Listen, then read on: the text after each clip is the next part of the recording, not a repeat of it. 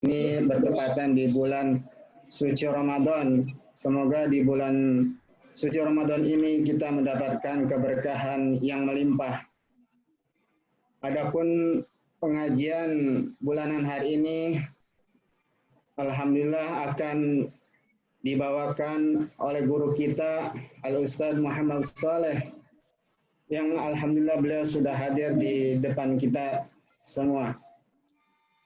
Pada kesempatan hari ini, kajian yang akan dibawakan pada bulan ini adalah dengan tema zakat dan berbagi bersama dalam persaudaraan. Alhamdulillah, pada kesempatan ini, marilah kita dengarkan dengan seksama dan menyimak, yang kemudian nanti diakhiri dengan tanya jawab. Kepada Ustadz Muhammad Saleh, kami berikan waktunya, falyatafaddal maskura. Baik. Bismillahirrahmanirrahim. Assalamualaikum warahmatullahi wabarakatuh. Alhamdulillahirabbil alamin. Wa afdhalus salah wa atammu taslim ala man arsalahu Allahu hadiyan ila siratil mustaqim. وعلى آله الطيبين الطاهرين ورضي الله عن الصحابة من الأنصار والمهاجرين وعنا معهم وفيهم برحمتك وجودك وكرمك أكرم الأكرمين ثم أما بعد فرب اشرح لي صدري ويسر لي أمري واحلل عقدة من لساني يفقهوا قولي. Jamaah yang dirahmati Allah Subhanahu wa taala. Alhamdulillah kita dipertemukan di majelis virtual untuk mengkaji daripada yang berkenaan dengan masalah zakatul fitrah atau zakatul fitri, zakat fitrah, dan juga berkaitan dengan masalah kepedulian terhadap sesama manusia atau sesama muslim. Hadirin dirahmati Allah Subhanahu wa taala. Sengaja saya memilih tema zakat fitrah sebab ilmu itu yang terpenting adalah ilmu yang harus kita kuasai ketika kita menghadapi suatu masalah, yang masalah tersebut harus difahami dengan baik dan benar. Disebut dengan ilmu hal. Karena kondisi kita saat ini akan menghadapi Idul Fitri, maka kita akan menghadapi zakat al-fitr. Maka perlu kita mengetahui hal-hal yang berkenaan dengan masalah zakatul fitr. Jadi hari ini mungkin kita tidak berceramah, tetapi kita akan membahas dan mempelajari hal-hal yang berkaitan dengan masalah zakatul fitr atau fikih daripada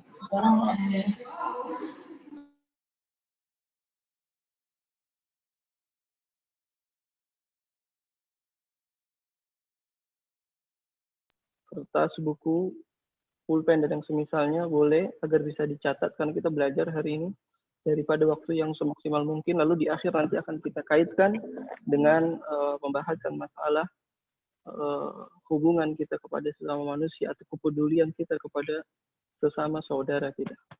Langsung saja saya masuk. Saya telah kumpulkan dari berbagai macam referensi fikih al-Islam, dari berbagai macam kitab yang mu'tabar dan mu'tamad daripada setiap mazhab yang ada. Maka saya telah kumpulkan menjadi suatu ulasan berkenaan dengan masalah zakatul fitr. Bismillahirrahmanirrahim. Sebelum kita membahas masalah zakatul fitr, kita perlu mengetahui dulu zakat secara umum. Apa itu yang dimaksud dengan zakat? Lalu kita akan masuk kepada poin-poin umum zakat dan kita akan membahas poin-poin khusus daripada zakat fitrah. Adapun zakat menurut bahasa, kata-kata zakat itu di dalam bahasa Arab memiliki arti at-tathhir, pensucian, pembersihan. Maka itu setiap orang yang berzakat dia telah tersucikan daripada jiwanya, daripada raganya, daripada badannya, juga tersucikan daripada harta-hartanya. Saya kata zakat memiliki arti at-tathhir. Juga kadang-kadang zakat bisa diartikan dengan an-nama, yaitu memiliki arti az-ziyadah, sesuatu yang selalu bertambah, tidak akan berkurang. Sebab itu Rasulullah katakan orang yang mengeluarkan zakatnya, hartanya akan selalu bertambah pada hakikatnya dan tidak akan pernah berkurang. Wal khairu wal barakah, juga arti daripada zakat adalah kebaikan dan juga penuh dengan keberkahan. Sebab itu orang yang senantiasa berzakat atau mengeluarkan hartanya di jalan Allah Subhanahu wa taala, orang tersebut akan senantiasa memiliki berbagai macam keberkahan di dalam setiap aspek kehidupannya tanpa dia sadari, apapun bentuknya. Dan juga termasuk orang yang senantiasa berzakat akan disucikan daripada min razilatil bakhl, daripada penyakit pelit. Kalau ada orang sulit untuk menghilangkan penyakit pelit, latihlah dengan berzakat, maka nanti akan dijadikan oleh Allah Subhanahu wa taala orang tersebut menjadi orang yang dermawan.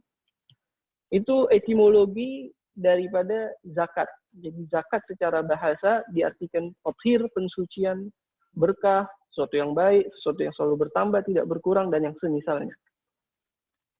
Adapun terminologi daripada kata-kata zakat atau definisi zakat menurut istilah, yang dimaksud dengan zakat adalah ikhraju malin makhsusin ala wajhin makhsusin biniyatin makhsusah.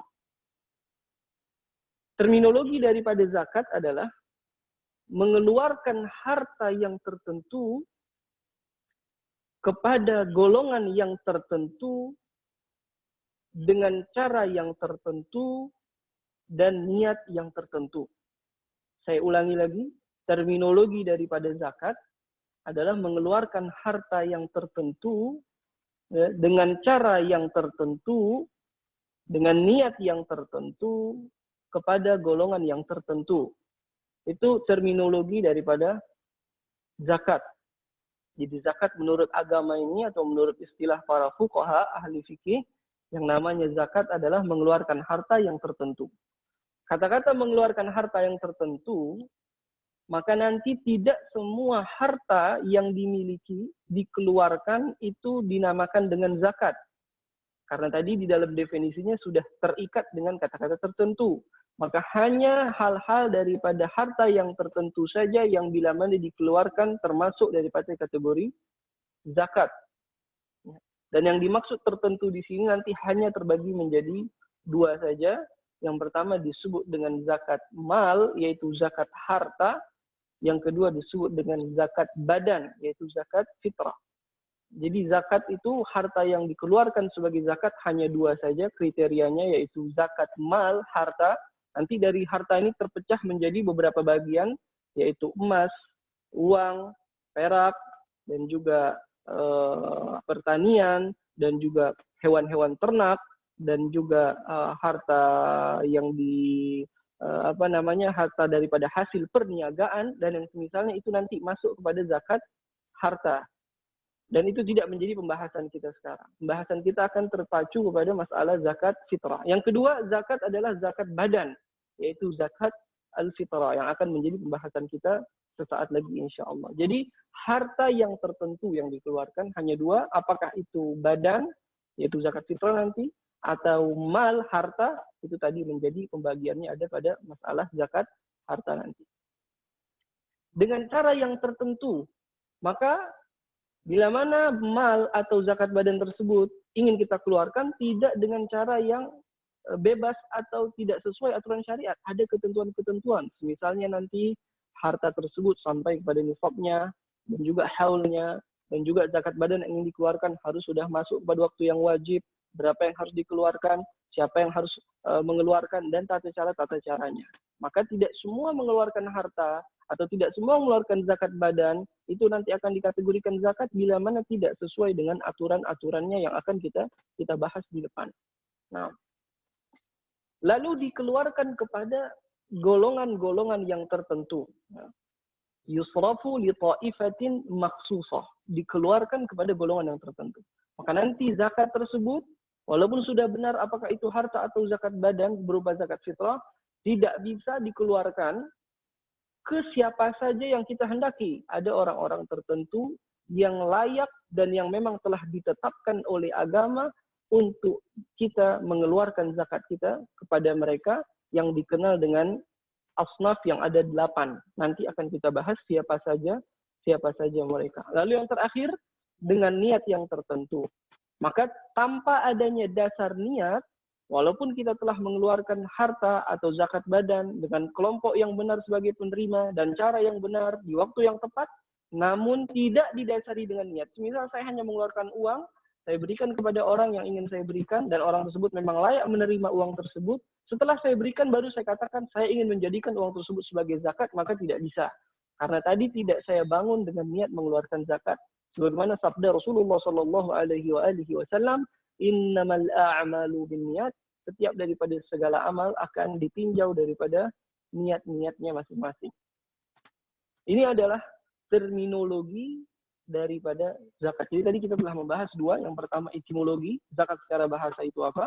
Yang kedua terminologi, zakat menurut istilah atau menurut pandangan syariat. Di zakat menurut syariat kita telah mengetahui mengeluarkan harta tertentu, kategori tertentu tadi sudah kita bahas, ya, dengan cara yang tertentu, ada tata caranya, nanti akan menjadi pembahasan. Lalu golongan yang tertentu juga yang menerima, siapa saja mereka juga akan kita bahas, dengan niat yang tertentu. Maka tidak sembarangan orang mengeluarkan zakat, walaupun dia memiliki harta yang banyak, semau-maunya mengeluarkan zakat kepada siapapun dia ingin berikan, atas nama apapun, bagaimanapun caranya, tanpa dengan aturan-aturan yang dibenarkan, itu tidak terhukumi zakat. Maka orang tersebut tidak tergugurkan kewajiban mengeluarkan zakatnya. Maka itu kita perlu mempelajari apa yang kita harus tahu daripada masalah zakat. Nah, wafadlul zakah. Lalu yang kedua, tadi pembahasan pertama definisi. Setelah kita bahas definisi zakat. Yang kedua, saya akan ringkaskan semaksimal mungkin karena ini fikih materinya panjang ya. Kita akan bahas yang penting saja. Yang kedua, fadlul zakah, keutamaannya zakat. Tadi definisi sudah kita bahas. Adapun keutamaannya zakat, hiya ar-ruknus salisu min arkanil islami. Zakat adalah rukun ketiga daripada rukun Islam. Wahya ukhtus shalah, dan zakat ini adalah saudara kandung daripada salat. Li'annaha ja'at maqrunatan biha fi mawadhi'a katsiratin fi kitabillah ta'ala. Sebab zakat ini selalu bergandengan dengan sholat di dalam Al-Quran ketika Allah memerintahkan kita untuk mendirikan sholat. Juga setelah itu Allah perintahkan kepada kita untuk mendirikan atau menunaikan zakat. So itu dikatakan alladzi yusalli wa la yuzakki fala qabula li salatihi. Siapa saja yang menunaikan atau mengerjakan sholat akan tetapi tidak benar di dalam menunaikan zakatnya, maka tidak diterima sholat orang tersebut. Sebab itu sholat dengan zakat, kata Ibnu Abbas, adalah dua perkara yang satunya bila mana hilang, satunya gugur. Kalau sholat hilang, walaupun kita sedermawan apapun dan benar di dalam zakat, maka ini tidak dikabulkan oleh Allah Subhanahu wa taala sebagai pahala dan dibenarkan. Atau sebaliknya, kita mengerjakan sholat 5 waktu, kita beribadah yang rajin, namun hak zakat tidak kita tunaikan dengan benar, maka sholat tersebut juga tidak diterima oleh Allah Subhanahu wa taala. Maka kita tidak boleh meremehkan zakat sebagaimana kita tidak boleh meremehkan sholat, dan kedua-duanya adalah hal yang wajib untuk kita tunaikan. Semisal di dalam Al-Quran Allah katakan wa aqimus sholata wa atuz zakah. Dirikanlah sholat, lalu ayat selanjutnya, dan tunaikanlah zakat. Nah, itu di antara banyaknya ayat-ayat Al-Quran yang berbicara tentang zakat yang disandarkan dengan sholat. Sebab itu dikatakan zakat adalah saudara kandung daripada sholat. وَوَرَدَ فِي فَضْلِهَا الْكَثِيرُ مِنَ الْآيَاتِ وَالْأَحَادِيثِ. Adapun keutamaannya banyak sekali daripada ayat-ayat Al-Quran dan hadis-hadis Nabi Muhammad sallallahu alaihi wasallam. Di antaranya Allah katakan wa rahmati wasi'at kulli syai', dan rahmatku meliputi segala sesuatu, dan akan aku berikan kepada siapa? Lilladzina yattaqun, kepada mereka yang bertakwa. Siapa mereka yang bertakwa? Wa yu'tunaz zakah, dan mereka orang yang senantiasa mengeluarkan, memberikan daripada zakatnya. Itulah di antara keutamaan-keutamaan daripada zakat. Rasulullah SAW juga mensabdakan di dalam hadis yang diriwayatkan oleh Al-Imam At-Tabarani. Rasulullah katakan, az-zakatu qantaratul Islam. Zakat adalah qantarah, safinah, kapal. Kapal yang besar bagi Islam ini. Maka tidak akan berjalan daripada suatu tempat kepada tempat yang lain. Dalam artian tidak menyampaikan setiap orang mukmin kepada tempat tujuan mencari keamanan daripada ridha-Nya Allah, kecuali mereka akan menaiki yang namanya zakat. Dalam artian mereka orang-orang yang senantiasa benar di dalam menunaikan zakatnya. Juga Rasulullah Shallallahu Alaihi Wasallam mengatakan di dalam hadis yang diriwayatkan juga oleh Al-Imam At-Tabarani bahwa man adda zakata malihi zahaba anhu syarruhu. Siapa orang yang mengeluarkan zakat hartanya, maka dia akan dijauhkan daripada keburukan-keburukan yang ada pada harta tersebut. Dalam artian begini, ada orang yang memiliki harta yang banyak, lalu dia tidak mengerti untuk mentasarrufkan, untuk mengeluarkan harta tersebut di jalan-jalan yang baik. Sehingga harta tersebut mengontrol dirinya dengan hawa, sampai-sampai dia bisa terjerumus kepada kemaksiatan kepada Allah Subhanahu wa Ta'ala. Banyak. Dan ini tidak terkecuali siapapun orangnya. Mungkin orang yang belum memiliki harta sekarang mengatakan, saya kalau punya harta banyak, saya tidak akan berlaku maksiat, saya akan berbuat baik. Daripada kenyataannya ketika seseorang diberikan harta oleh Allah, maka dia akan tergoda oleh hawa nafsunya, sehingga dia bisa melakukan hal-hal yang tidak diridhoi oleh Allah, terbawa oleh hawa nafsu daripada harta yang dia miliki. Orang-orang yang mengeluarkan zakat tidak akan terkena penyakit tersebut. Karena Rasulullah telah menjamin siapa orang yang mengeluarkan zakat daripada hartanya, maka keburukan-keburukan daripada hartanya akan dihilangkan daripada dirinya. Dalam artian, orang tersebut tidak akan terjerumus kepada hal-hal yang buruk daripada memiliki harta yang banyak. Maka hartanya akan ditasarrufkan, akan dikeluarkan kepada jalan-jalan yang diridhai oleh Allah Subhanahu wa Ta'ala. Juga masih berbicara keutamaan zakat, Rasulullah Shallallahu Alaihi Wasallam juga diriwayatkan dalam hadis yang diriwayatkan oleh Abu Daud. Di dalam marasilnya dikatakan hasinu amwalakum bizakati. Rasulullah katakan hasinu, jagalah, tamengilah, bentengilah harta-harta kalian dengan mengeluarkan zakat. Maka dari hadis ini dapat dipahami, orang yang tidak ingin kehilangan daripada hartanya, atau hartanya tidak menjadi manfaat untuk dirinya, maka keluarkanlah zakatnya. Orang yang tidak mengeluarkan zakatnya biasanya mudah kehilangan daripada hartanya dengan cara apapun. Jadi orang yang mengeluarkan zakat, dia telah menjaga hartanya dalam artian luas. Menjaga dari kehilangan, menjaga daripada kehilangan kemanfaatan. Karena ada orang yang hartanya tetap ada, tidak hilang, tidak berkurang, tetapi manfaat daripada harta tersebut tidak ada. Bukannya sebaliknya, Rasulullah menghendaki orang yang banyak hartanya, dia mampu memanfaatkan hartanya sebanyak mungkin.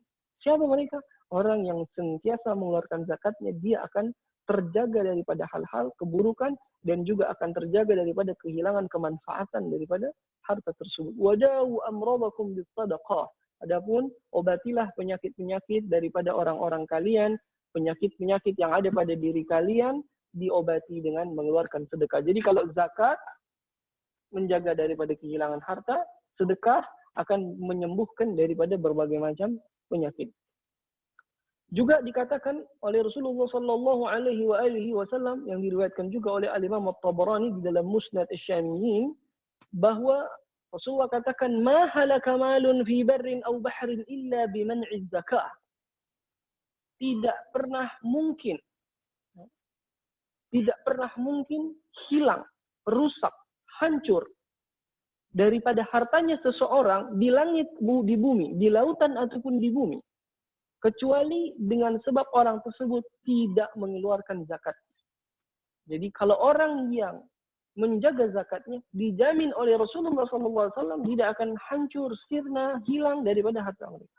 So, itu diriwayatkan, ini kejadian nyata, belum lama di suatu daerah, di Jeddah ada seorang yang soleh, itu di suatu daerah seperti pertokoan, ruko yang terbakar. Ada beberapa ruko terbakar.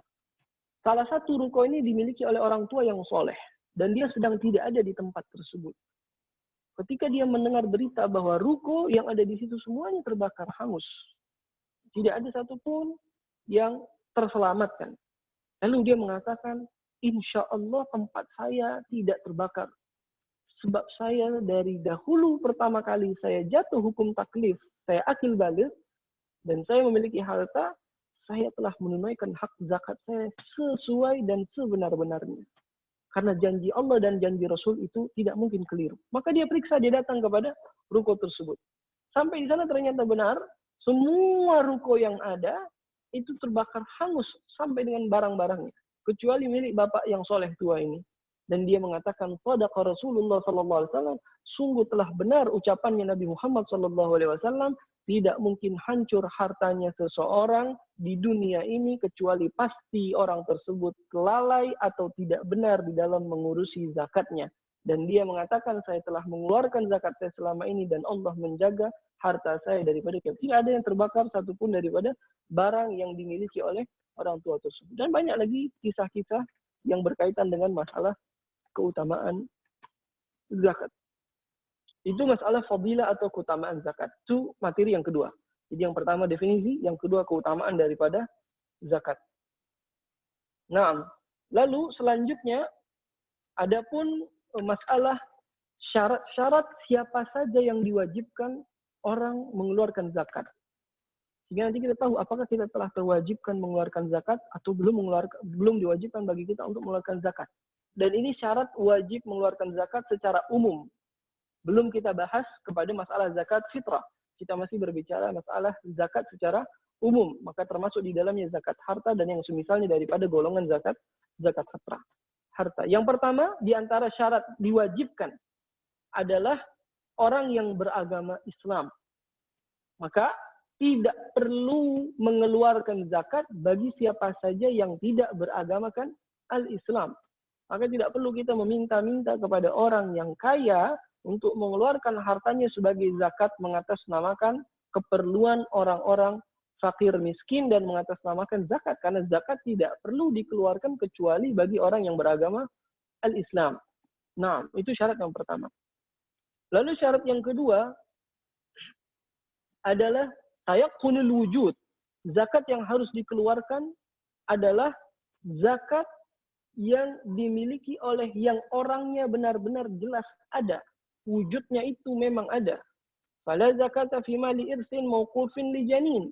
Maka semisal ada harta yang banyak yang diwariskan kepada anak yang masih di dalam perut ibunya, sebanyak apapun harta tersebut, tidak wajib dikeluarkan karena wujud anak tersebut belum diyakini adanya. Bisa jadi dia lahir dengan selamat, bisa jadi dia tidak lahir dengan selamat. Maka anak yang mendapatkan warisan daripada harta yang banyak selama dia masih berada di perut daripada ibunya dan belum dilahirkan, maka harta tersebut tidak perlu dan tidak wajib untuk dikeluarkan zakatnya.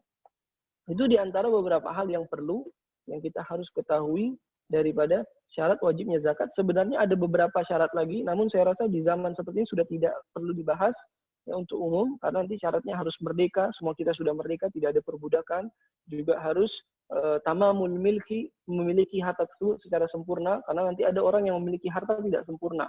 Budak yang ingin memerdekakan dirinya dengan membayar majikannya. Ini zaman dahulu, zaman sekarang sudah tidak ada lagi perbudakan. Maka syarat yang penting adalah harus beragama Islam dan juga diyakinkan ada wujud daripada orang tersebut. Itu secara umum syarat daripada kewajiban orang mengeluarkan zakat. Pembahasan yang selanjutnya kita akan masuk kepada materi zakatul fitrah atau zakatul fitri. Ya, zakat fitrah, zakatul fitri. Adapun zakat fitr dinamakan dengan zakat fitr.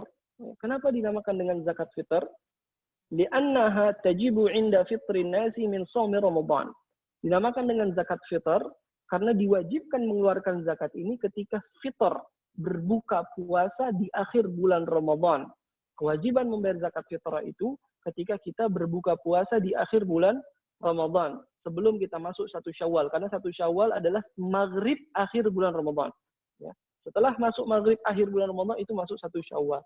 Ketika kita berbuka puasa di hari tersebut, maka terkena kewajiban membayar atau mengeluarkan zakat fitrah bagi orang-orang yang nanti dibenarkan syarat wajib untuk mengeluarkan zakat fitr. Maka itu dinamakan dengan zakat fitr, al-fitru.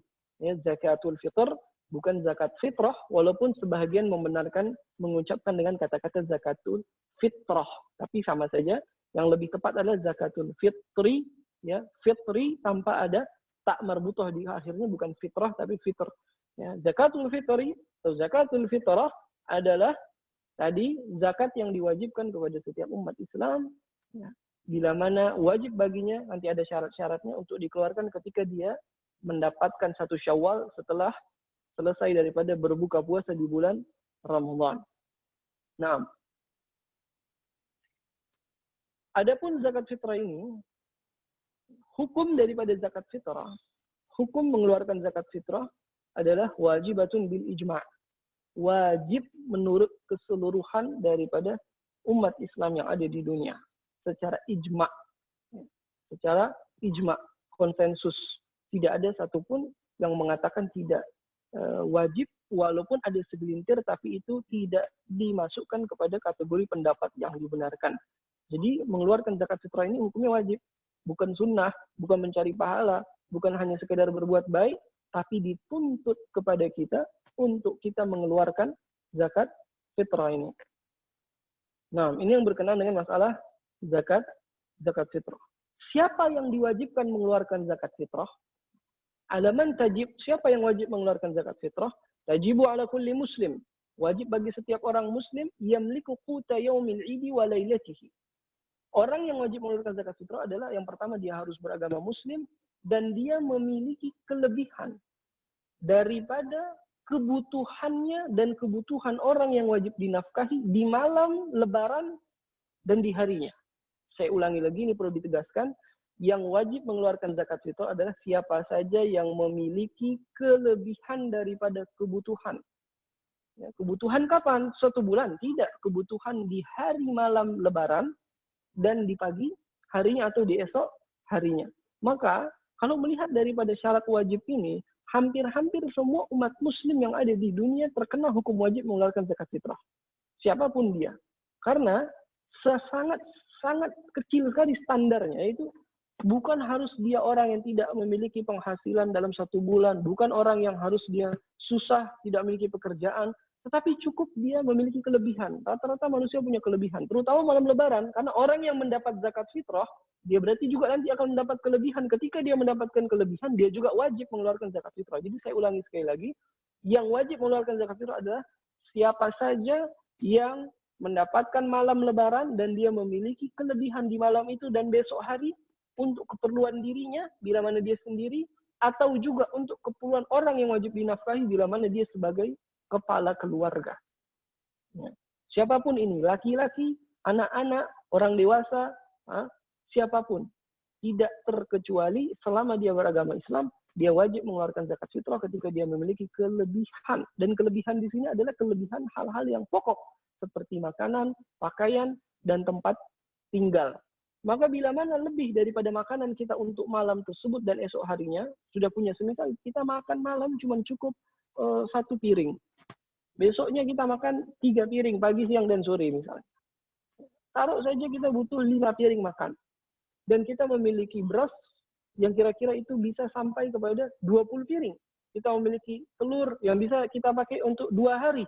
Maka orang ini sudah dikategorikan sebagai orang yang wajib mengeluarkan zakat fitrah karena dia memiliki kelebihan. Kelebihan yang bisa dia berikan kepada orang lain sebagai zakat fitrah. Adapun keperluan, tadi saya katakan memiliki kelebihan daripada keperluan pokok. Tadi hanya makanan pokok, daripada pakaian, tempat tinggal, atau hutang. Bila mana seseorang memiliki hutang, ya, walaupun dia memiliki kelebihan, tetapi dia memiliki hutang. Yang mana yang harus didahulukan? Ada perbedaan pendapat ulama. Pendapat yang pertama adalah, kalau kita memiliki hutang, maka dahulukan dahulu hutang.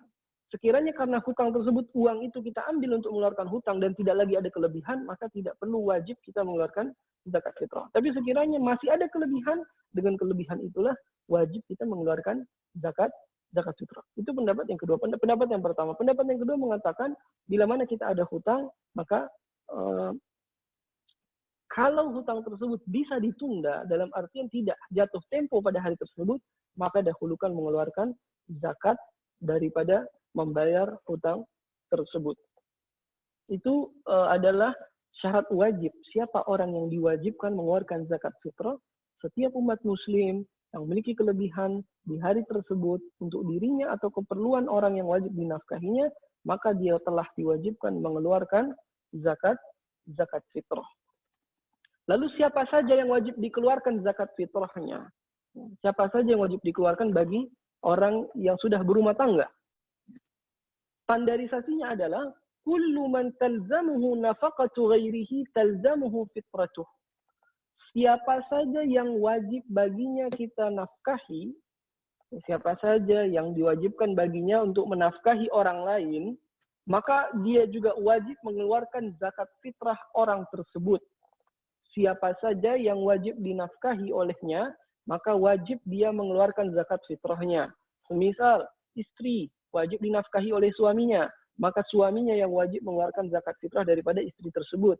Anak yang belum baligh, anak yang masih kecil, karena dia wajib dinafkahi oleh orang tuanya, maka ayahnya lah yang wajib mengeluarkan zakat fitrahnya.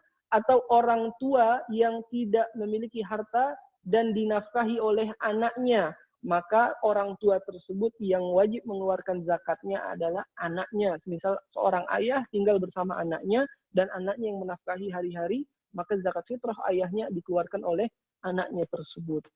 Intinya adalah siapa saja yang wajib dinafkahi, wajib baginya untuk dikeluarkan zakatnya. Ini secara umum. Ya. Nanti ada pengecualian.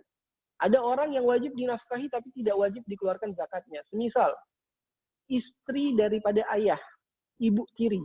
Ayah seorang menikah dengan perempuan lain. Dan ayah itu tinggal di rumah anaknya. Istrinya itu menjadi ibu tiri bagi anak ini.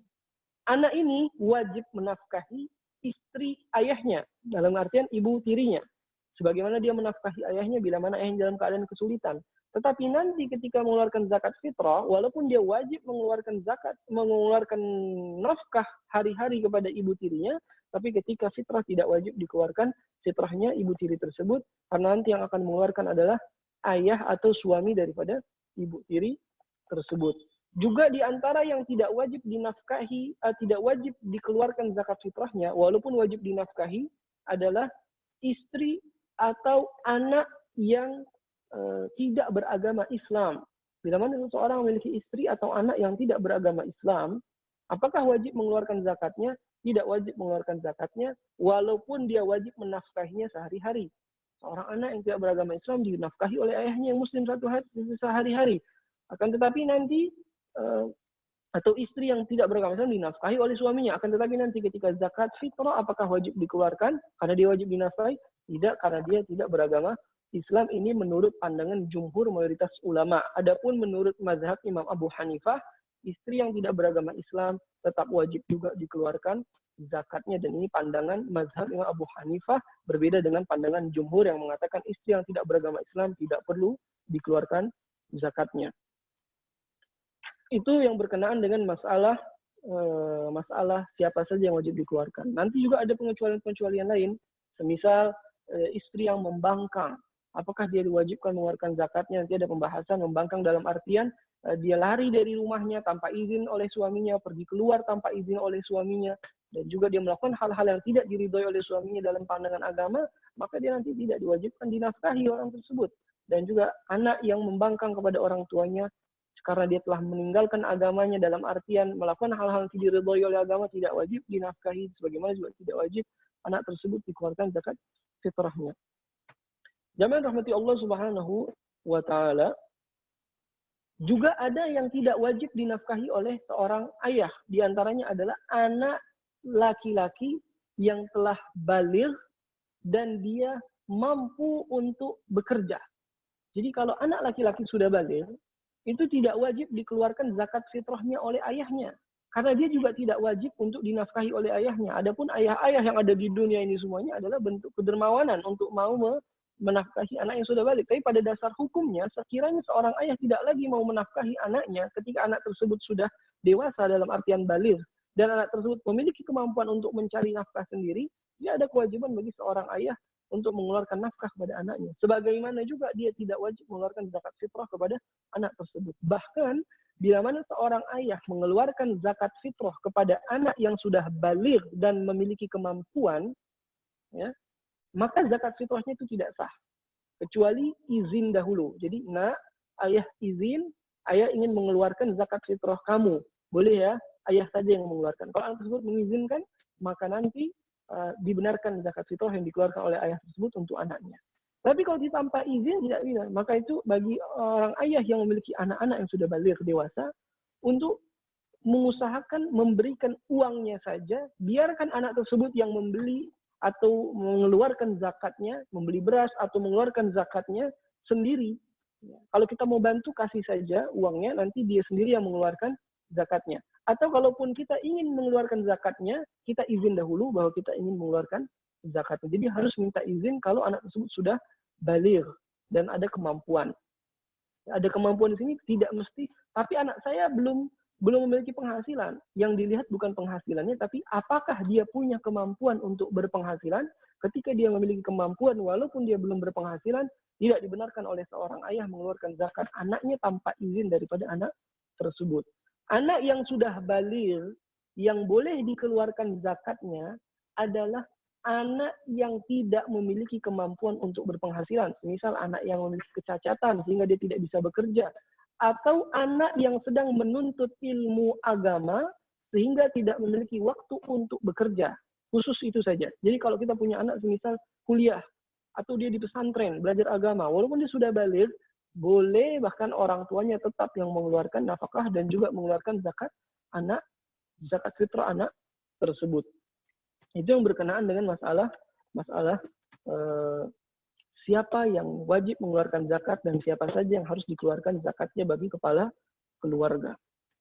Saya lanjutkan lagi, itu tadi pembahasan. Selanjutnya adalah al-wajibu fiha. Lalu apa yang dikeluarkan di dalam masalah zakat fitrah? Apa yang dikeluarkan di dalam masalah zakat fitrah? Yang harus dikeluarkan di dalam zakat fitrah adalah sa'un an kulli syakhs. Setiap orang wajib mengeluarkan satu so'. Satu so' itu 4 mud. 4 mud itu 4 kali genggam. 4 kali genggam min qutil balad, daripada makanan pokok yang ada di sekitaran tersebut. Kalau kita di Indonesia makanan pokoknya adalah beras misalnya.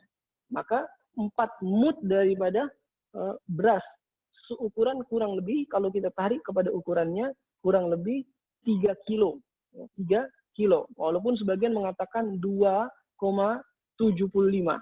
Tapi lebih tepat al-ihtiyat untuk kehati-hatian adalah 3 kilogram daripada makanan pokok yang biasa dimakan semisal beras. Jadi dikeluarkan beras 3 kilo per satu orang. Jadi satu orang satu sok 3 kilo makanan pokok. Nanti anaknya lain lagi, istrinya lain lagi, anaknya lain lagi, dan seterusnya. Ya. Itu yang dikeluarkan daripada zakat fitrah. Ya. Makanan pokok di sini tergantung. Ada yang makanan pokoknya beras, ada yang makanan pokoknya jagung, ada yang makanan pokoknya gandum, ada yang makanan pokoknya kurma, ada yang makanan pokoknya zabib, kismis, ada yang makanan pokoknya keju, ada yang makanan pokoknya dan yang semisalnya. Karena kita di Indonesia makanan pokoknya adalah beras, maka yang dikeluarkan adalah beras. Itu yang harus dikeluarkan daripada zakat fitrah. Dan yang harus dikeluarkan adalah yang semisal kita makan. Maka tidak boleh kalau kita memakan makanan yang mahal, lalu yang kita keluarkan yang murah. Beras yang kita makan beras yang mahal, lalu yang kita keluarkan beras yang murah, ini tidak dibenarkan. Adapun kalau kita menaikkan standarnya, kita biasa makan beras yang murah, lalu kita mengeluarkan beras yang mahal, itu dibenarkan. Atau kita menaikkan derajatnya dari yang lebih tinggi. Misal beras yang biasa kita makan, tapi kita mengeluarkan zakatnya, mengeluarkan syair, mengeluarkan gandum. Gandum lebih mahal daripada beras. Maka dibolehkan, walaupun itu asing bagi kita untuk kita makan, tetapi boleh untuk mengeluarkannya. Intinya, yang lebih tinggi boleh, yang lebih rendah tidak boleh. Minimal sama seperti yang kita makan. So, itu tidak boleh sembarangan mengeluarkan zakat berbeda dengan apa yang kita makan. Dipilih beras yang terbaik daripada yang biasa kita makan. Ini yang berkenaan dengan masalah apa yang harus dikeluarkan. Ya. Mungkin ada pertanyaan nanti, bagaimana hukumnya mengeluarkan zakat fitrah digantikan dengan uang? Ya, mengeluarkan zakat fitrah digantikan dengan uang. Ini banyak pembahasan yang masih suka dipertanyakan sampai saat ini. Adapun zakat fitrah digantikan dengan uang, pada dasarnya hukum mengeluarkan zakat fitrah itu hanya diperbolehkan menggunakan makanan pokok. Ya. Dan ini adalah pandangan jumhur, mayoritas besar ulama dari zaman sahabat hingga para imam-imam mujtahid, dan sampai saat ini menurut jumhur tidak dibenarkan mengeluarkan zakat fitrah digantikan dengan uang, harus menggunakan makanan pokok saja. Adapun pendapat yang mengatakan dibolehkan menggantikan makanan pokok dengan uang, itu adalah pandangan daripada mazhabnya Al-Imam Abu Hanifah. Jadi Imam Abu Hanifah membenarkan menggantikan makanan tersebut dengan uang untuk dikeluarkan sebagai zakat fitrah. Ya. Jadi kalau ada yang menginginkan mengeluarkan zakat fitrah digantikan dengan uang, yaitu mengikuti pandangan mazhab Imam Abu Hanifah, walaupun ini dibantah oleh jumhur mayoritas besar ulama dengan dalil-dalilnya yang kalau saya sebutkan nanti di sini memakan waktu yang panjang. Pada intinya pendapat tersebut dibenarkan, yaitu pendapatnya mazhab Al-Imam Abu Hanifah. Hanya saja yang perlu digarisbawahi, ketika kita mengikut satu pandangan, taklid namanya, berpindah kebiasaan di Indonesia mengikut mazhab Syafi'i misalnya, atau mazhab yang lainnya yang menggunakan makanan pokok. Lalu kita ingin menggunakan uang, yaitu kita berpindah kepada pandangan mazhab Imam Abu Hanifah, maka kita harus mengikuti juga syaratnya. Karena di dalam mazhab Imam Abu Hanifah, itu standarisasi uangnya diukur dari makanan pokok. Makanan pokok yang dibenarkan dalam mazhab Abu Hanifah itu hanya saja gandum, kurma, dan juga anggur atau kismis. Yang lebih tepatnya adalah kurma dan gandum. Maka tidak ada beras menurut pandangan mazhab Abu Hanifah. Dimanapun negara tersebut orang itu berada. Jadi dalam pandangan mazhab Abu Hanifah, makanan pokok yang harus dikeluarkan hanya gandum dan kurma. Dan yang semisalnya, tanpa adanya beras. Maka kalau kita ingin mengikuti pandangan tersebut, menguangkan makanan pokoknya dengan standar harga gandum, bukan dengan standar harga beras. Sebagaimana terjadi banyak ya oleh umat muslimin yang ada di Indonesia, dia mengeluarkan uang mengatasnamakan mengikuti pendapat Abu Hanifah. Padahal Abu Hanifah membolehkan pakai uang, tetapi standar harganya bukan standar beras. Karena yang membolehkan pakai beras mazhab yang lain. Sementara yang membolehkan pakai beras tidak membolehkan pakai uang. Jadi kalau mau pakai beras, jangan diuangkan. Kalau mau pakai uang, uangkan dengan harga yang membenarkan siapa yang membolehkan pakai uang. Mazhab yang membolehkan pakai uang Abu Hanifah. Dia membenarkan uang dengan harga gandum atau kurma, ya, maka nanti dikalikan. Ya, semisal 3 kilo, atau ada yang sebagian mengatakan bahkan sampai 5 kilo gandum ataupun kurma, atau ada sebagian yang mengatakan 2,5 misalnya. Kita tarik saja 3 kilo harga gandum atau 3 kilo harga kurma. Kalau cari kurma yang biasa saja 1 kilonya kurang lebih harganya 50.000 misal, ini yang biasa. Maka kita kalikan nanti bisa menjadi 150.000 kalau ingin diuangkan, bukan 35.000 dengan harga uang yang distandari daripada beras. Jadi salah kalau misalnya mengeluarkan uang 35.000 ini ikut pandangan Abu Hanifah, tapi harganya kok harga beras, sementara beras itu bukan pandangan Abu Hanifah, itu mazhab Syafi'i yang tidak membenarkan pakai uang. Jadi agar tidak terjadi talfiq. Talfiq adalah mencampur adukkan pendapat sehingga mengeluarkan pendapat yang baru dan keliru. Harus kita memahami betul daripada syarat-syarat mazhab hukum yang ingin kita ikuti. Jadi kalau kita ingin mengikuti tadi yang pakai uang, boleh ikuti syaratnya. Standarnya adalah dengan harga gandum dan juga dengan harga kurma. Kembali ke pembahasan. Ya, lebih aman tetap kita menggunakan makanan pokok, semisal beras dan yang semisalnya.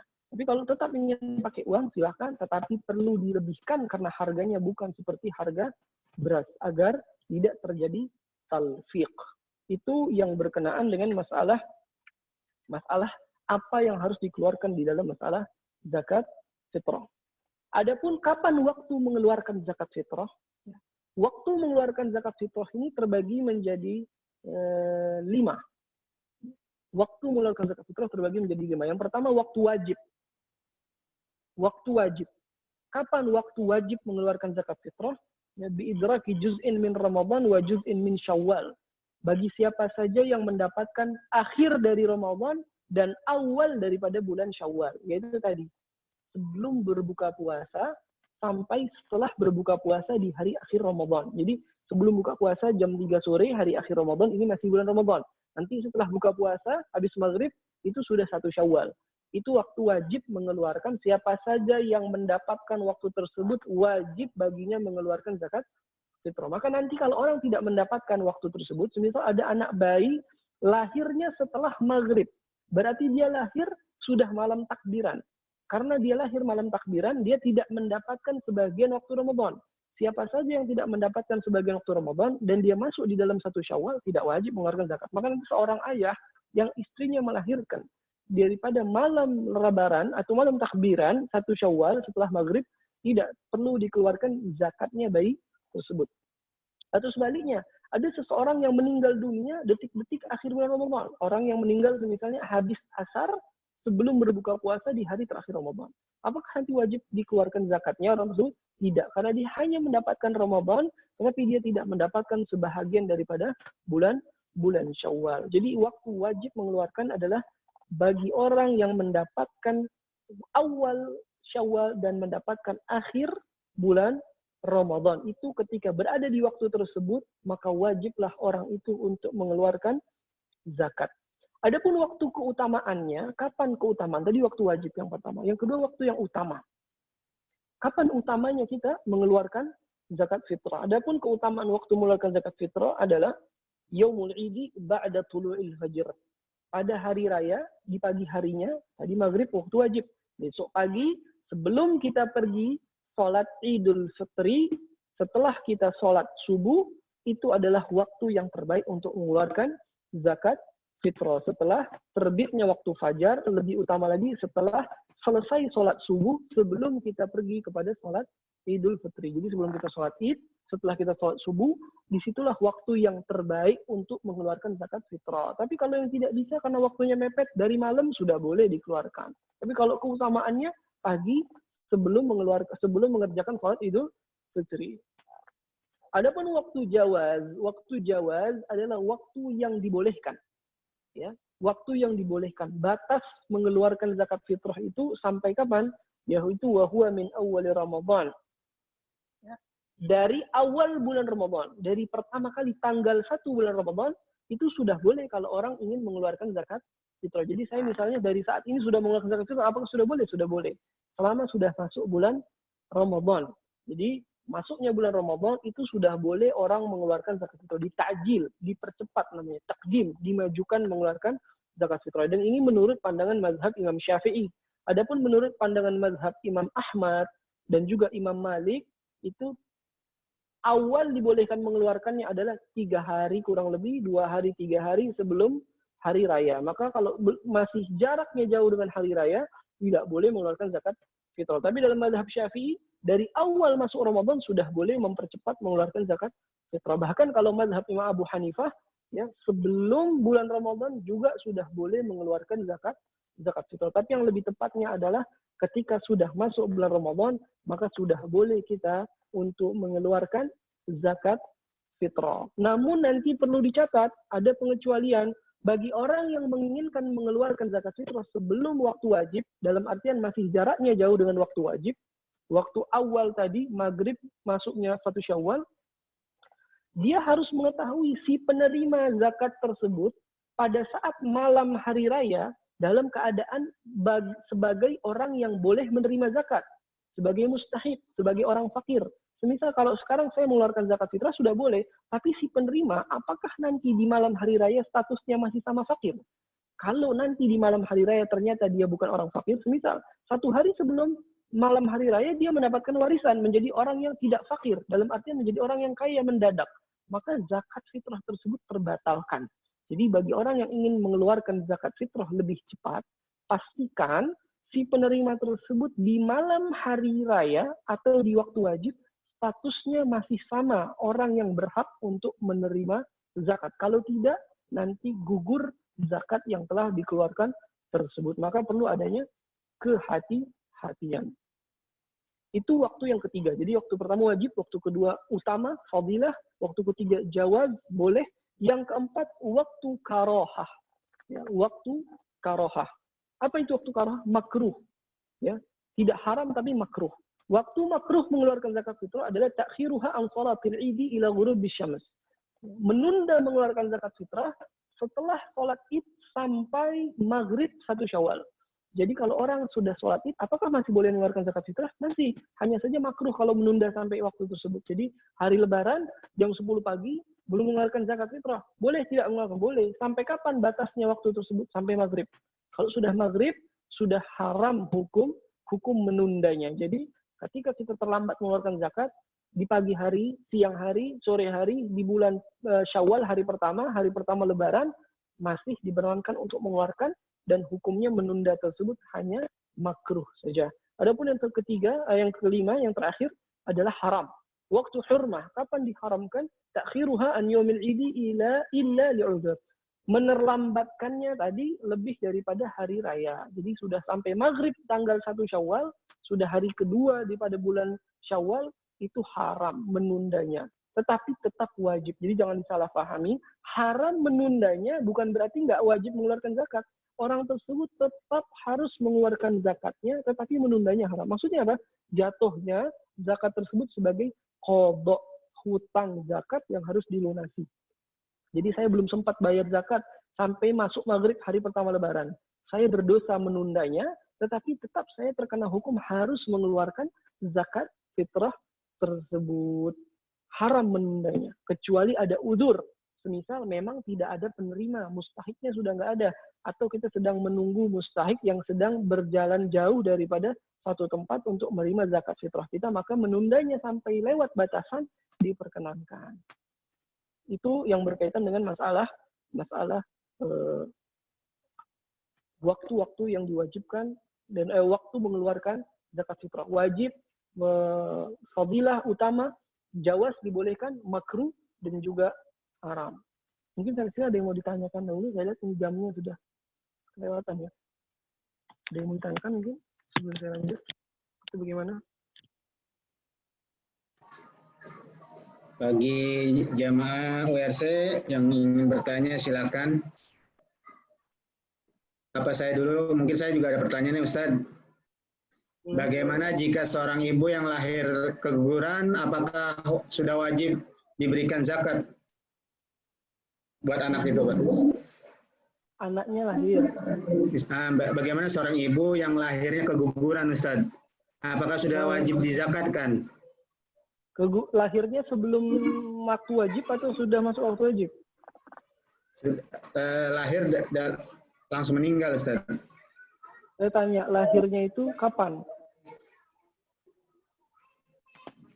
Lahirnya? Setelah masuk maghrib, waktu Syawal pertama, malam lebaran, atau sebelumnya? Sebelum. Kalau sebelumnya tidak diwajibkan. Tidak.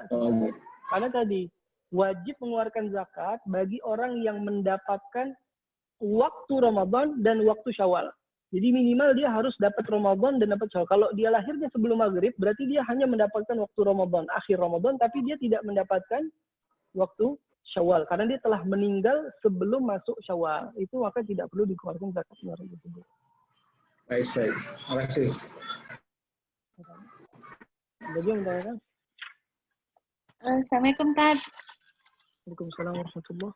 Mau tanya, kalau untuk zakat dagang itu yang dikenakan, dia syaratnya gimana ya? Dia udah dipotong zakat itu, Tad? Untuk yang berdagang. Pertanyaannya keluar dari materi sebenarnya. Oh, saya jawab satu persatu panjang. Tapi nggak apa-apa, saya jawab singkat saja. Karena zakat ini panjang pembahasannya. Itu masuk zakat nanti. Perniagaan yang dilihat adalah seluruh aset yang dimiliki untuk diniagakan. Barang-barang yang ada tersebut, ya, kalau sudah sampai kepada nisabnya, nisabnya itu kalau kurang lebih sekarang itu harga 1 gram emas itu berapa ya? Kurang lebih kalau kita anggap aja misalnya 9, kita anggap misalnya nisabnya sekarang 85 juta. 85 juta. Kalau sudah sampai kepada nisabnya, semisal harta tersebut yang dimiliki 85 juta daripada barang, benda, atau apapun yang diperjualbelikan, misal, pada saat itu mulai terhitung hari pertama. Nanti tanggal tersebut dicatat.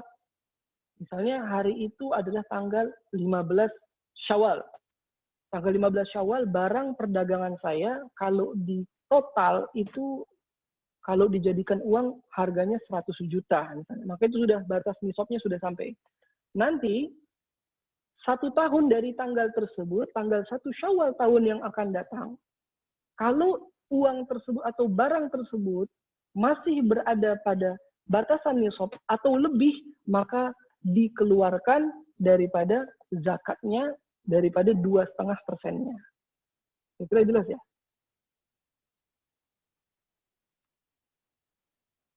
Halo? Ya, Ya? makasih Tad. Jazakumullah. Ya, Assalamualaikum warahmatullahi wabarakatuh. Itu pembahasannya apa? Saya rasa agak kurang dari materi kalau yang zakat mal. Karena kita membahas masalah zakat fitrah. Ini zakat fitrah juga belum selesai sebenarnya. Ada lagi yang mau ditanya atau bagaimana? Karena waktunya sudah kelewatan. Kalau saya lanjutkan, bagaimana jamaah lanjut atau mau pertanyaan lagi?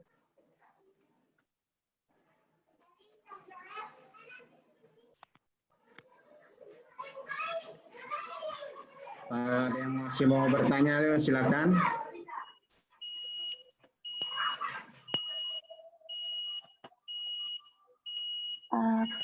Assalamualaikum. Boleh tanya dikit ya Ustadz ya. Kalau perusahaan itu sebenarnya harus ada zakatnya nggak Ustadz? Dilihat dulu nanti Ibu ya. Perusahaan yang seperti apa? Apakah itu perniagaan? Apa nanti di dalamnya? Ownernya yang harus mengeluarkan zakat atau yang seperti apa? Nanti itu kasusnya diperincikan dahulu. Terus diperincikan dahulu. Kalau perniagaan, jualan, ya perusahaan ini kan macam-macam. Perusahaan ini kayak gimana isinya di dalamnya. Kalau itu jualan, ada keuntungan di situ, nanti harus dikeluarkan zakat daripada zakat tijarah. Tapi ada caranya tadi, ada hitungannya, haul dan nisabnya. Tidak langsung dikeluarkan begitu saja. Baik, Mas. Terima kasih. Masalah zakat fitrah tidak ada yang mau ditanyakan karena besok ini kita zakat fitrah. Sudah jelas, Ustaz. Jelas ya?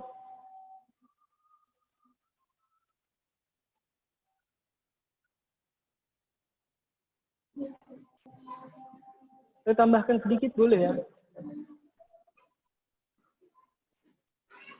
Silakan Ustaz. Begini, saya tambahkan sedikit. Sebenarnya masih panjang, tapi yang penting-penting saja dulu. Adapun penerima zakat fitrah dan juga penerima zakat secara umum, ini yang perlu kita ketahui. Penerima zakat fitrah itu nanti tergolong kepada beberapa golongan yang perlu kita ketahui. Ya, ada 8.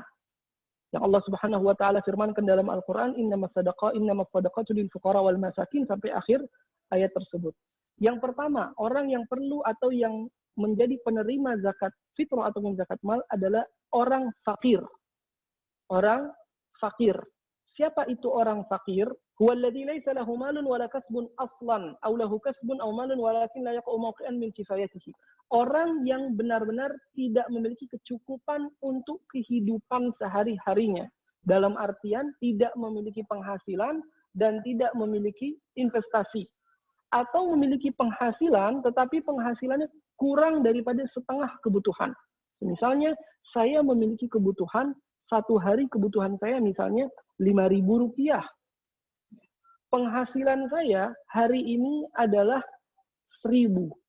1.000 itu di bawah daripada setengah kebutuhan saya. Setengah kebutuhan saya itu 2.500. Ketika penghasilan saya di bawah dari setengah itu, maka saya dikategorikan orang fakir. Ini golongan yang pertama secara singkat. Yang kedua yang boleh menerima adalah al-miskin, orang yang miskin. Orang yang miskin sama seperti fakir, namun dia lebih sedikit daripada fakir. Dia memiliki kebutuhan 5.000, tetapi penghasilannya di atas dari setengah kebutuhan. Setengah kebutuhannya 2.500. Penghasilannya 3.000. Kebutuhannya 5.000. Penghasilannya 3.000. Orang ini dikategorikan sebagai orang yang miskin. Dia juga sebagai penerima zakat. Yang ketiga, sebagai penerima zakat adalah al-amil. Amil. Siapa itu amil? Amil adalah orang yang mendistribusikan zakat kepada mustahik-mustahik yang lain. Dan amil juga termasuk sebagai mustahik. Mustahik itu penerima zakat.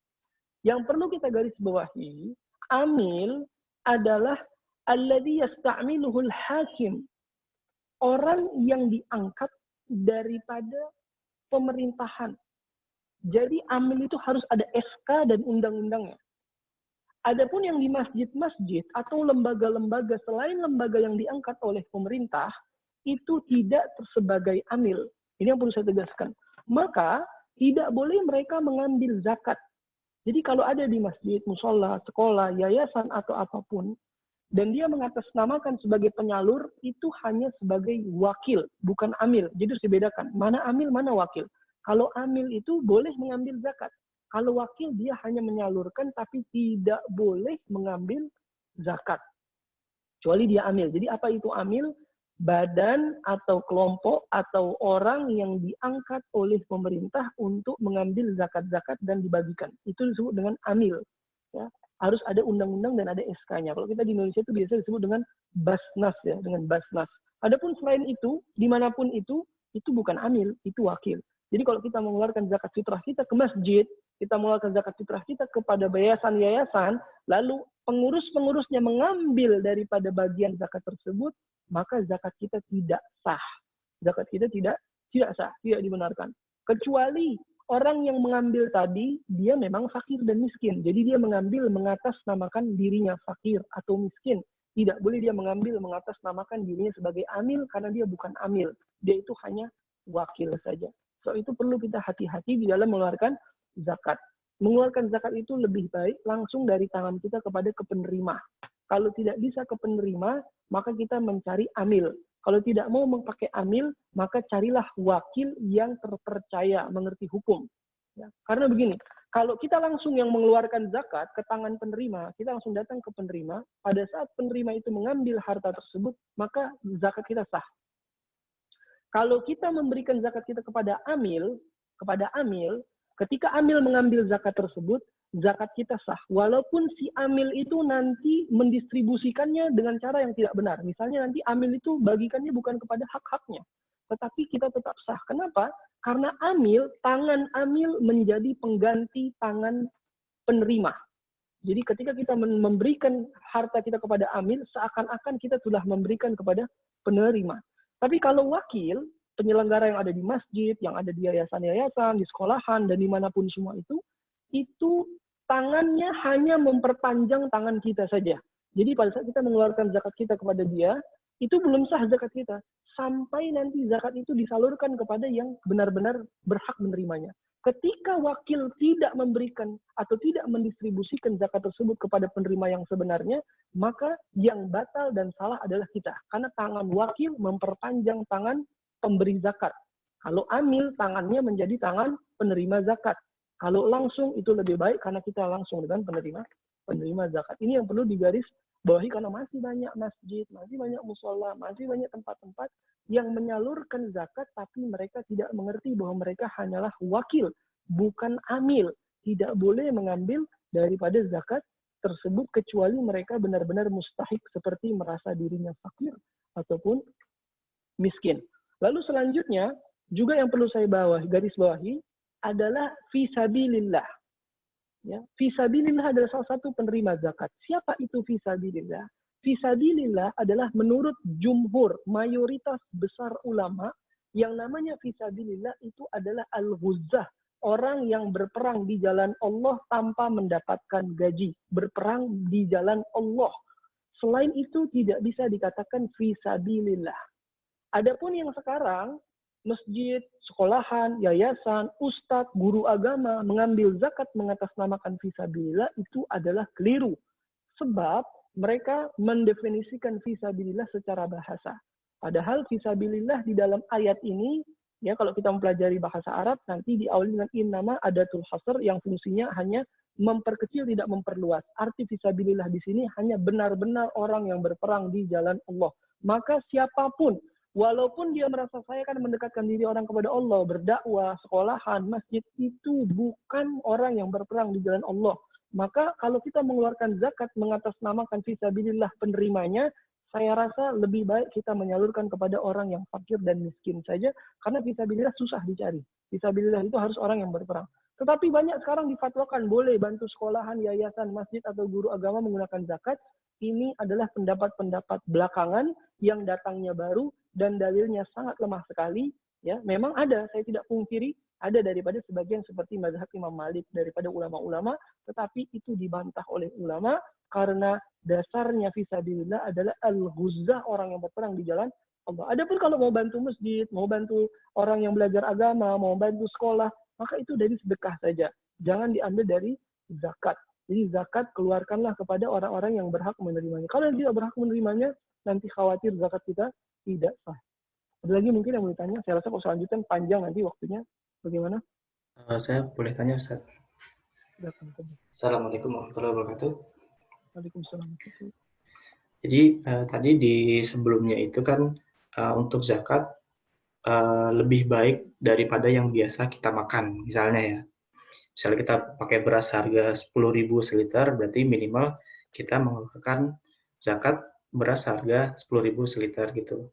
Tapi ternyata misalnya ada contohnya orang ini dia kesehariannya adalah menggunakan beras merah. Secara umumnya beras merah itu lebih mahal ya. Akan tetapi kalau untuk lidah di orang-orang kebanyakan Indonesia, beras merah itu kurang enak ya, maksudnya kurang ya mungkin karena terbiasa dengan beras putih jadi pakai beras merah kurang enak. Nah itu apakah kita tetap menggunakan beras merah sebagai acuan minimalnya atau bagaimana ya Ustaz? Bagus ya pertanyaannya. Tentu tidak mesti menggunakan beras merah. Karena begini, tadi saya katakan harus menggunakan yang terbaik daripada yang dimakan dengan catatan kutil balat, makanan tempat setempat. Ya. Maka kalau di tempat itu orang-orang makannya semuanya beras merah, ya harus keluarkan beras merah. Tapi kalau di situ orang makannya beras putih, kita makannya beras merah. Sama misalnya ada orang tinggal di Indonesia, tetapi dia makannya tiap hari roti gandum. Apakah yang harus dikeluarkan oleh dia roti gandum? Dan roti gandum notabene lebih mahal daripada beras. Tentu tidak. Yang dikeluarkan adalah beras yang terbaik. Maka kalau kita mau makan beras putih dan kita makan beras merah, keluarkanlah beras putih dengan kualitas yang terbaik walaupun harganya berada di bawah daripada beras merah. Karena beras merah bukan daripada kutil balat, makanan pokok orang-orang yang ada di tempat tersebut. Jelas ya kira-kira? Alhamdulillah jelas. Jazakallahu khairan. Jadi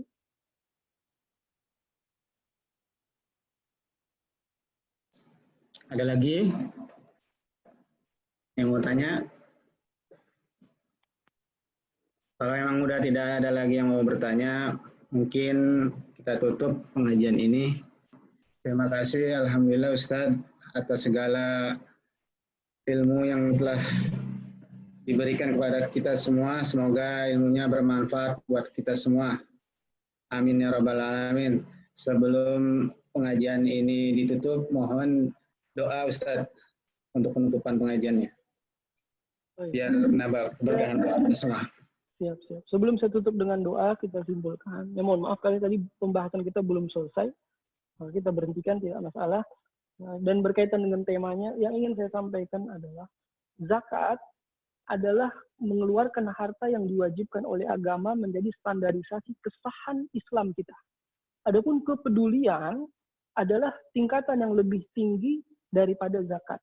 Sedekah atau rasa peduli dengan mengeluarkan harta, ilmu, tenaga, pengalaman, dan yang lain yang diberikan kepada semua manusia itu tingkatan ihsan, inisiatif yang baik dan dibenarkan oleh agama. Dan ini sesuatu yang berbeda. Kadang orang menganggap mengeluarkan zakat itu adalah bentuk kepedulian. Bukan. Zakat adalah sesuatu yang wajib menjadi kesahan Islam kita sebagai seorang muslim. Adapun kepedulian itu adalah inisiatif kita setelah kita mengeluarkan zakat yang wajib, dan itu adalah bagian daripada ihsan yang menaikkan derajat kita dari seorang muslim menjadi seseorang yang muhsin. Maka jangan sampai disalahartikan, karena ada orang yang hanya muhsin tapi dia tidak mengeluarkan zakat. Atau hanya ada orang yang mengeluarkan zakat, dia sudah menganggap sudah peduli. Padahal zakat itu bukan bentuk peduli, itu bentuk kewajiban. Maka kenapa tadi saya menunda membahas masalah kepedulian? Karena untuk membenarkan keislaman kita dulu dengan mengeluarkan zakat sesuai aturan, karena inilah bentuk kebenaran keislaman kita. Setelah itu baru nanti kita naik kepada derajat ihsan, yaitu mengeluarkan harta kita bukan daripada kewajiban yang mengeluarkannya, tetapi untuk berbuat baik, ihsan, daripada kepedulian kepada sesama manusia. Dan itu belum kita bahas. Saya rasa ini yang lebih penting. Tapi ketika kita sudah memahami ini, marilah kita bersama-sama membangun kepedulian setelah kita membangun kebenaran Islam kita di dalam mengeluarkan zakat. Saya rasa inilah daripada apa yang bisa kita bahas sedikit. Banyak yang terpotong, ya karena sulit membahas masalah fikih dengan waktu yang pendek, walaupun sudah disingkat, tapi insya Allah mudah-mudahan bisa kita amalkan. Sebelum kita menyelesaikan, mari kita sama-sama berdoa kepada Allah Subhanahu wa Ta'ala. Bismillahirrahmanirrahim. Alhamdulillahirabbil alamin. Wa sallallahu wa sallama wa baraka ala sayyidina Muhammadin wa ala alihi at-tayyibin at-tahirin. ورضي الله عن الصحابة من الأنصار والمهاجرين. الحمد لله رب العالمين حمدا كثيرا طيبا مباركا فيه. اللهم صل وسلم وبارك عليه وعلى آله. ربنا ظلمنا أنفسنا وإن لم تغفر لنا وترحمنا لنكونن من الخاسرين. لا إله إلا أنت سبحانك إنا كنا من الظالمين. اللهم مغفرتك أوسع من ذنوبنا ورحمتك أرجى إننا من أعمالنا. لا إله إلا أنت سبحانك إنا كنا من الظالمين. اللهم يا كافي البلاء اكفنا البلاء قبل نزوله من السماء. اللهم اكفنا البلاء، اللهم اكفنا الوباء، اللهم اكفنا الأمراض، اللهم اكفنا الزلازل والفتن ما ظهر منها وما بطن. اللهم الطف بنا والمسلمين بلطفك الخفي يا لطيف. اللهم إنا نسألك حبك وحب من يحبك وحب عمل يقربنا إلى حبك. حببنا إلى حبيبك سيدنا محمد صلى الله عليه وسلم. أنت الأول فليس قبلك شيء، وأنت الآخر فليس بعدك شيء، وأنت علام الغيوب، وأنت على كل شيء قدير. اللهم إنا نسألك رضاك والجنة ونعوذ بك من سخطك والنار. إنك عفو كريم تحب العفو فاعف عنا والمسلمين. ربنا ظلمنا أنفسنا وإن لم تغفر لنا وترحمنا لنكونن من الخاسرين. ربنا آتنا من لدنك رحمة وهيئ لنا من أمرنا رشدا. ربنا آتنا في الدنيا حسنة وفي الآخرة حسنة وقنا عذاب النار. وصلى الله وسلم وبارك على نبينا محمد وآله وصحبه وسلم، والحمد لله رب العالمين. هدنا الله وإياكم أجمعين. السلام عليكم ورحمة الله وبركاته. Waalaikumsalam warahmatullahi wabarakatuh. Terima kasih buat semuanya. Semoga pada bulan Syawal nanti kita bisa berjumpa kembali di acara yang sama, yaitu pengajian bulanan. Semoga kita dalam keadaan sehat walafiat.